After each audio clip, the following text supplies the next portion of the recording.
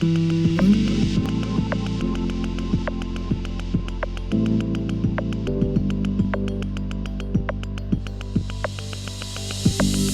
Gone Green Go Blue initiative is a really important piece of what we do here at the Science Center. It's embodying that shift from the me perspective to the we perspective. So taking people out of this individualist mindset and putting them into a collective mindset. So how do we as a community, how do we as a region, a nation, a planet, how do we interact with our marine environment? All of these experiences that students have, that people have with us, putting them out there, helping them find information and bring information back and share it and interpret it and reflect on it, gets them thinking about how all of our actions as a region impact the health of the Salish Sea. All the garbage gets dumped right into the ocean, and it puts poison and toxin in there, and that's probably part of why Hope died. We have to take better care. Yeah, we have to take better care of our oceans and our air. The ocean needs to be saved, and Hope makes me hopeful to help save it. The water environment and the shoreline environment has always been part of my topography, part of my chemistry. And I really consider the Marine Science Center to be kind of ground zero on water health, to be the source of education on how we are doing around the Salish Sea. I was really interested in the Be a Toxic-Free class and motivated to see ways in which I can contribute to lowering toxics that enter our fresh and saltwater systems. We have a little family cabin up on the coast in British Columbia, and I've seen what washes into the little cove, cigarette butts and styrofoam and flip-flops and plastic bags. So I've become really aware of how at risk our waters are. We have a very ambitious goal of doubling the Port Townsend Marine Science Center's impact over the next 10 years. The only way to do that, truly the only way, is to partner powerfully with local community groups and more regional groups as well. We are in an era right now where young women are being empowered to be change makers, and we see that here, especially in a community like Port Townsend. And so we've been doing a program called the Teens Project. Teens stands for Teens Engineering and Envisioning New Solutions, concentrated on science, technology, engineering, and math for girls in Jefferson County. The whole reason that this project was made possible is because of a generous grant by our partners and friends at Fund for Women and Girls and the Jefferson County Community Foundation.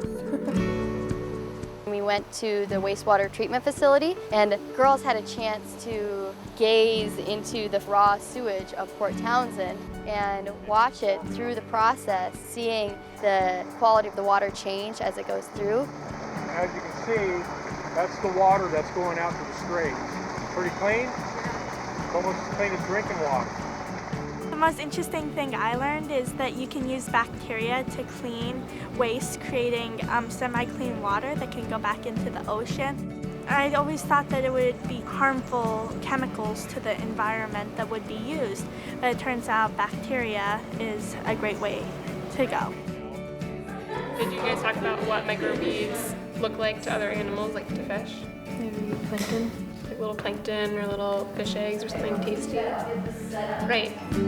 Another one of the topics we looked at was pollution in the ocean. We found that some of the products that we are using in our houses and putting on our bodies and in our mouths are harmful. And so because we are all about envisioning and engineering new solutions, we made some non-toxic products. We are making tub and tile bathroom cleaner that is all natural and easy to make. The teamwork that they have been building over the week has been highly encouraging to me, and I think that that makes it all worthwhile.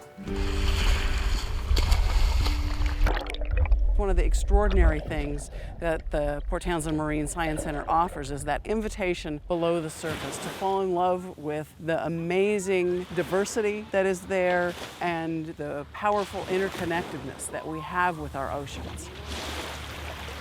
Our work with the Port Townsend School District's 8th grade class, taking them out to Salt Creek, has been a really important piece of the overall school district plan to have more place-based education. It's one thing to learn science skills in a classroom or a laboratory, and it's an entirely different thing to take those skills and practice them in the field. We counted substrate sizes and estimated and counted organisms and identified things out there in the wild.